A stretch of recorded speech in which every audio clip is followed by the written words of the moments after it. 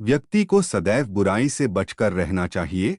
अगर कोई बुरा कर्म करता है तो वह कर्म उसको अपने जीवन में भोगना ही पड़ता है।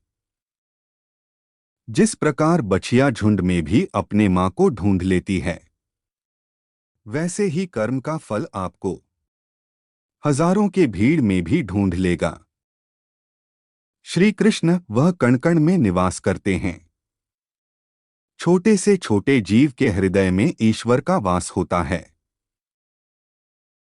उस जीव को कष्ट का अनुभव होना ईश्वर को कष्ट का अनुभव कराता है। अर्थात किसी जीव को कष्ट देकर अपने ईश्वर को डोट खुश कैसे देख सकते हैं।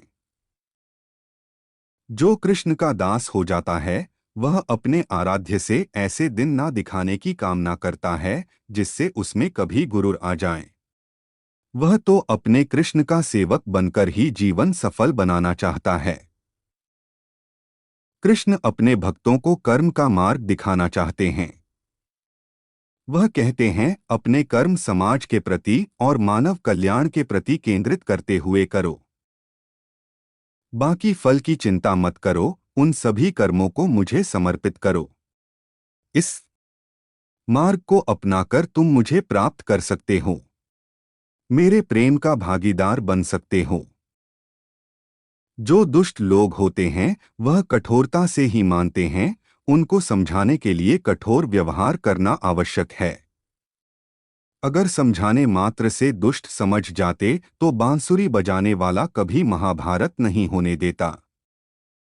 मनुष्य का मन सदैव से चंचल रहा है। इस मन की चंचलता ने मनुष्य को पथभ्रष्ट तथा मार्ग से विचलित करने में कोई कसर नहीं छोड़ी।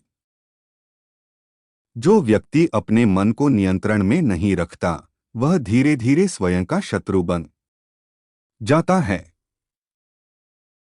जो व्यक्ति सदैव हंसता खेलता मुस्कुराता रहता हो, अगर वह अपने स्वभाव से भिन्न हो जाए अर्थात चुप गुमसुम उदास रहने लगे, तो समझना उसके हृदय में एक पीड़ा है, उस पीड़ा ने उसे कमजोर बना दिया है।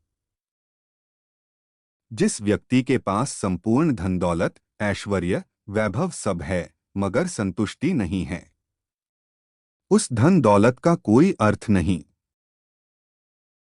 वह सदैव असंतुष्ट की स्थिति में ही रहता है। जिसके पास संतुष्टि है वह थोड़े में भी संतुष्ट रहता है। जिंदगी में भरोसा एक ऐसी चीज है जिसे प्राप्त करना वर्षों की मेहनत के समान है। फिर भी यह प्राप्त हो या नहीं यह भाग्य पर निर्भर करता है। किंतु भरोसे को तोड़कर पुनः प्राप्त करना यह संभव नहीं है। इसलिए जिंदगी में अवसरों का आनंद सदैव ले, लेकिन भरोसे को कभी टूटने ना दें।